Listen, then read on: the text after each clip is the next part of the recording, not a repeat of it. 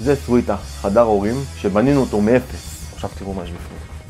כל החלונות הפנורמיים האלה שאתם רואים פה, הכל זכוכית, פתוח, בלגי, חלונות בלגי, קיר זכוכית, שאתם רואים.